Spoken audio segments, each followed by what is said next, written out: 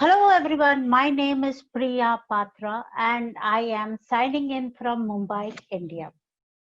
So leaders, are you leading change? Yeah, I think we are all leading change now. And can we leverage strategic storytelling for success? Well, we will find out. We all knew that the world was turning digital. A new order was getting established. But for all we knew that it would come so suddenly and increase exponentially. And now it is at our doors. And as opposed to 2025 or 2030, digital transformation is here 60 months early. Look at this, suddenly working from home. Yeah. I remember when we went into lockdown, 125,000 people in India suddenly became remote working. And we were used to remote working, but we used to do it in bits and pockets. Not everyone working from home. Imagine 125,000 people suddenly going from office to working from home. The massive infrastructure, load on the infrastructure, massive change in behavior of the team members as well as the leaders. Yes, and absolutely a new way of working for everyone. Look at this. Yes, rethinking our agile teams. And when we suddenly shifted to remote, abruptly shifted to remote, yes, we all agreed agile was all about individuals and interactions over processes and tools. And we vouched for face to face collaboration. But look at this, we have no option now. This is the tipping point, as they say, and we have suddenly become abruptly shifted to remote. So we are looking at new ways of working, even in the agile mode. Remote SPC training. A couple of months back, I gave a remote SPC training. It's safe, agilist training. Yes, and we could never think of it before the COVID era. We are doing remote PI planning. I don't think we ever thought it would be possible. And then comes the great lockdown. And suddenly we had to change all our habits. Isolation, social distancing, to name a few. Disruption? Yes, it is a big disruption. And disruption, though challenging, actually offers a lot of opportunity to transform your organization, yourselves, with progressive leadership strategies, equipped with the right tools and technologies, and we can change. We can change, respond to change. Leaders can bring about change in their culture of the organization, enabling their teams to succeed in their uncertain times. Look at me. Today, I am sitting in Mumbai and talking to an audience in Africa. I don't think I would have got this opportunity if COVID was there, right? If COVID had not come and we didn't have this great digital platform or this virtual world. And that is the opportunity that I am talking about here. Okay, so those were the changes which were unprecedented, caught us off guard, and taken us over the tipping point. Yes, according to the book Leading Change by Kotter, uh, the why and the what of a change initiative is very important. Unsuccessful leaders actually tend to focus more on the what needs to be done behind the change. And successful leaders actually focus on the why first, why the change needs to be done, the purpose story, the umbrella story that I spoke about, and then focus on the what. And the leaders who explained the purpose of the change were more connected to the organization's values, explained the benefits created properly, got better buy-in from the employees. And change initiatives is actually becomes unsuccessful if the vision is not understood properly by the team members or by the employees in the organization. And if it is not understood, obviously I don't even know what the purpose is behind this initiative. And definitely that's not going to work. Foot soldiers or the people on the ground are less likely to accept the change if the vision is undesirable, right? If I don't understand the vision, no way, I'm not engaged. And if the vision is undesirable, that there is nothing for me in there, I am not engaged either. So why? What is very important, the vision has to be understood, and the vision has to bring in some benefit to me as an individual who is in the organization. Now, look at this, Aesop's fables. I'm sure people have read Aesop's fables before as well. So if you look at this, the tales in the Aesop's fables follow a structure of the parable and often conclude with a moral.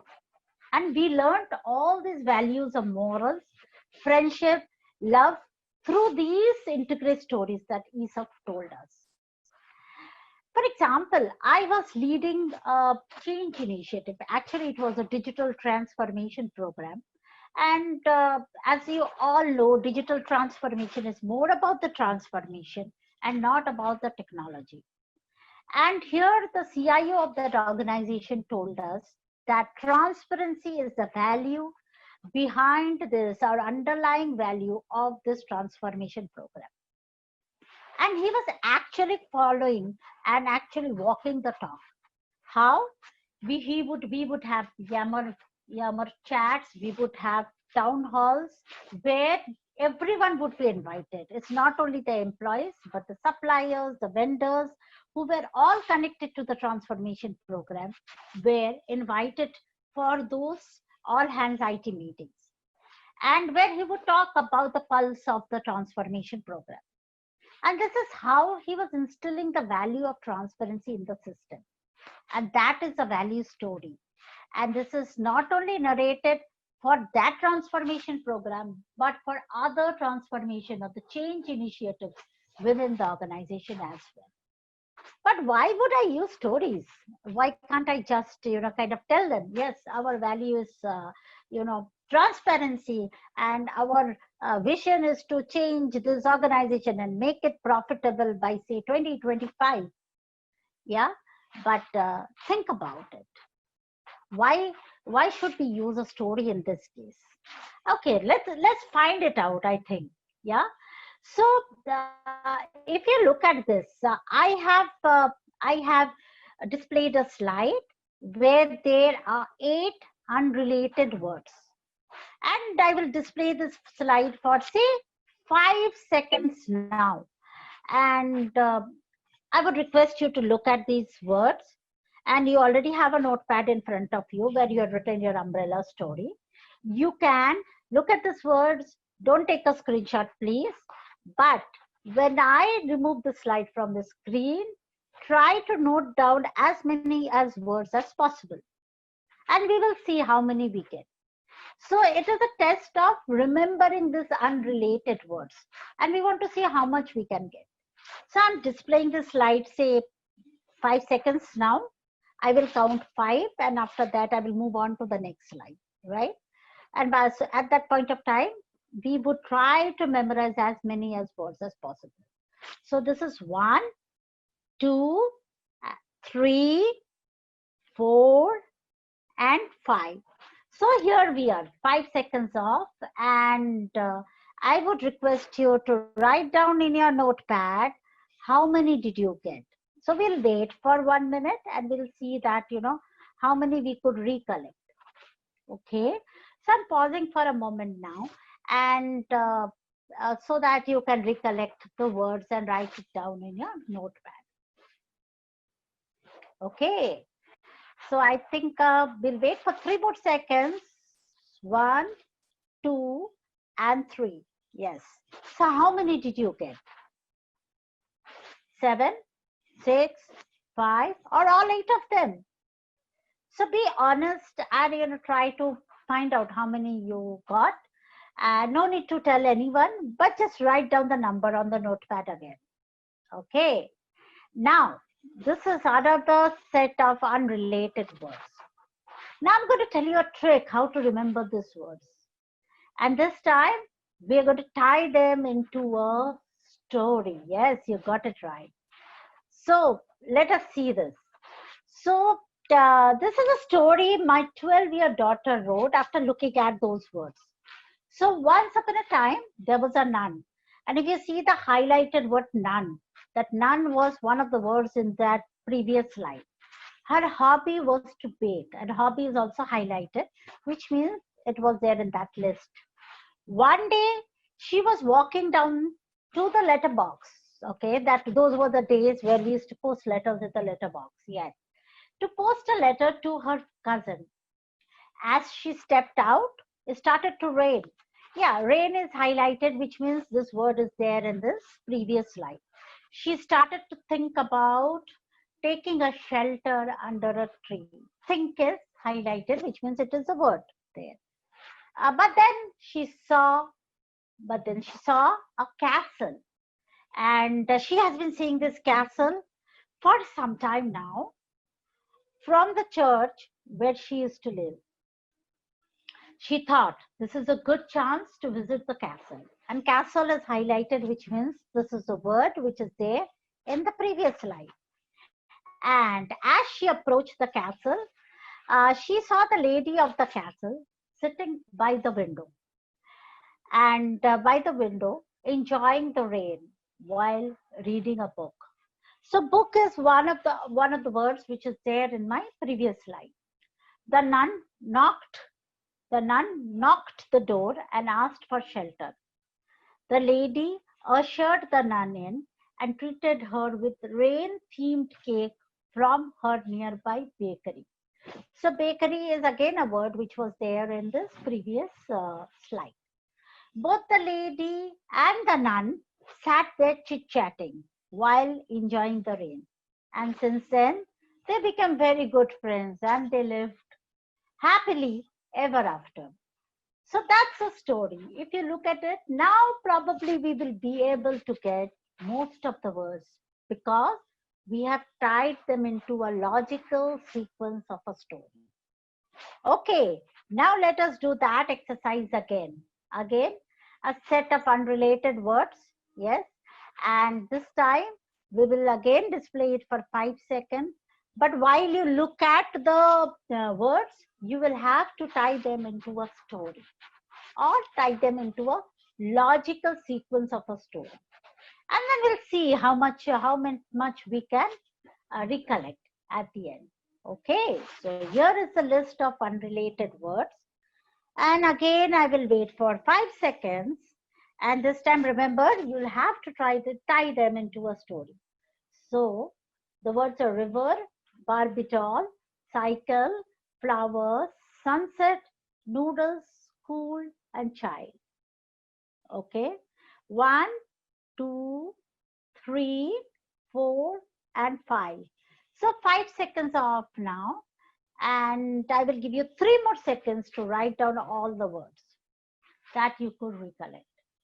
And this time, how many did you get with the story? Right?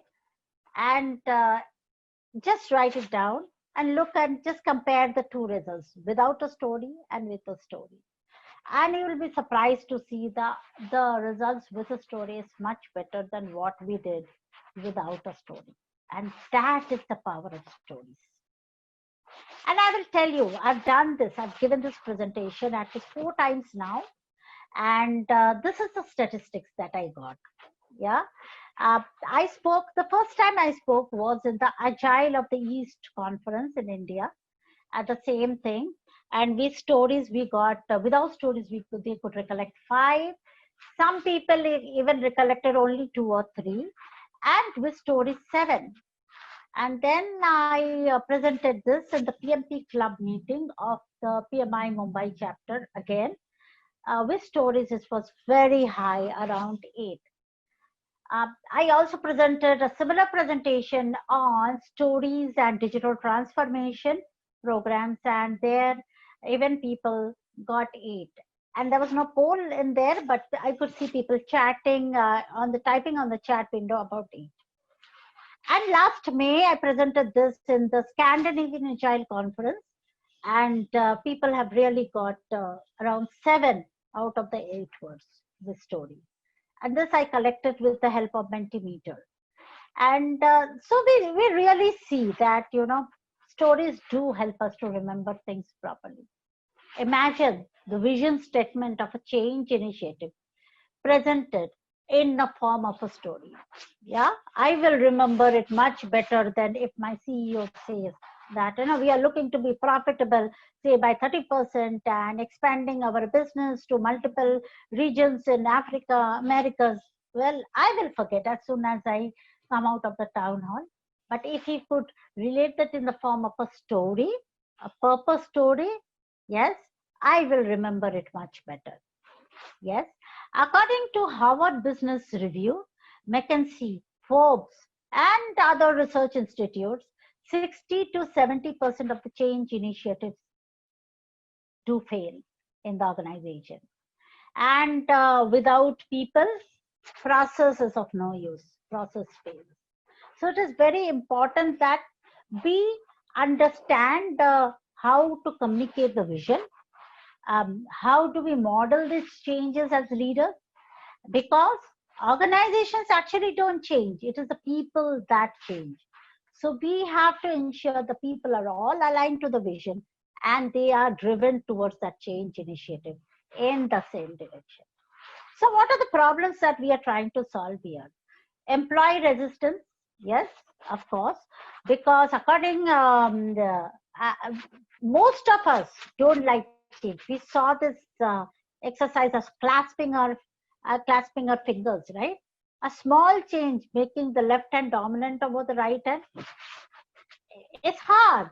So employees definitely will not want to change very fast.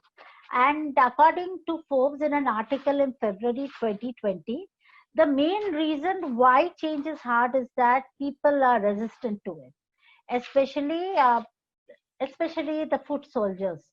And because 60% of the people don't like to leave their comfort zone, and that's human nature.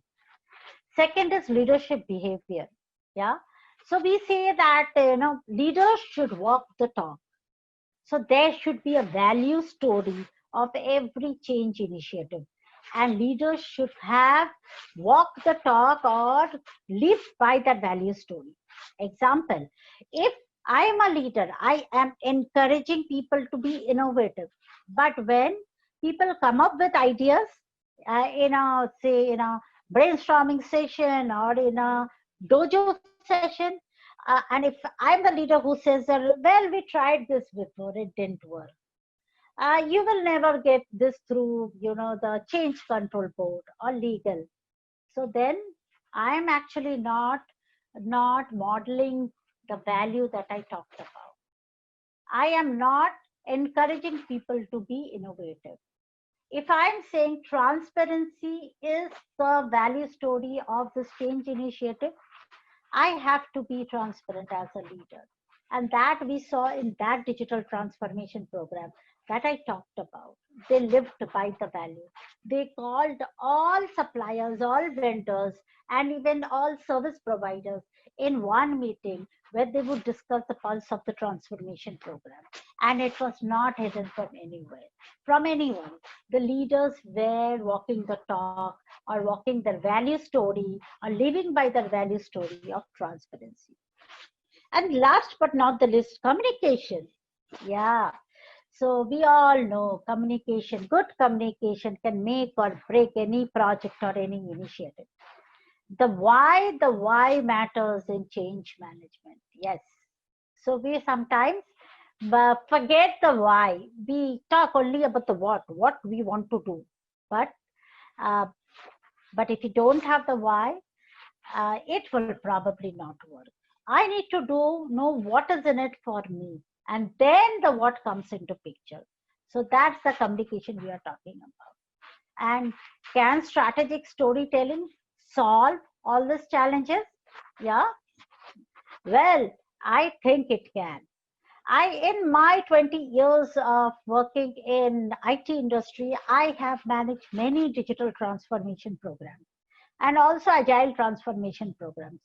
And I've learned all this transformation is actually change initiatives. and strategic storytelling can really solve all these problems. Now let us see why human brains, how storytelling affects our human brain, right? So when I tell a story with lot of emotion and charged with emotion, you will see that different parts of my brain starts acting up.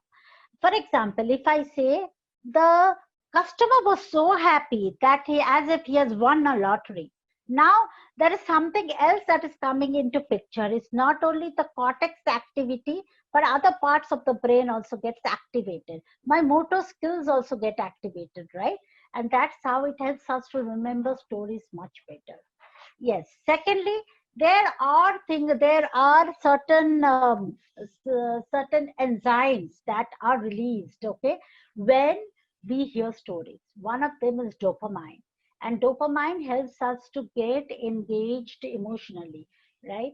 And there are also instances where we say cortisol, which helps us to bring about what is called the empathy into empathy into the system. And those are the things that come up when we hear a story.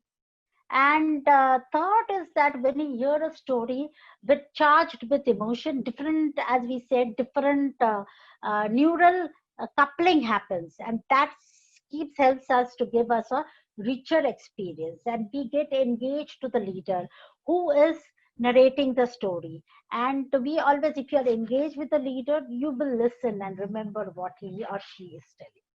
And last but not the least, stories help us to live others' experiences. A well-told story, which is told with facts within a story, helps us to live through that experiences the speaker has, and that makes us much nearer to the real world that we are talking about. And that's how storytelling affects the brain. So, what are the stories that we require when we run a change initiative? I would say start with the why. Yes, the purpose story. Start with explaining the why behind the new changes, followed by the what, and then how. That would be our change engagement strategy. The problem is not getting people to start, but getting everyone moving in the same direction. So it starts with the transformative vision of the organization. What will be the organization be like in a different world after this change initiative? And then what is it in it for me as an employee when I go to the other side of this change initiative? Yes, start with the why, follow with the what, and then the how. So the first story that we need to narrate to our team members is the purpose story. Now, listen more and tell less. Well, wasn't this a session on storytelling? Then why are we saying that we have to listen more and tell less? I will tell you why. So, a story. Once upon a time, there was a salesman, and he was given a target to sell televisions. So, he decided to visit a rural area to make his sales pitch.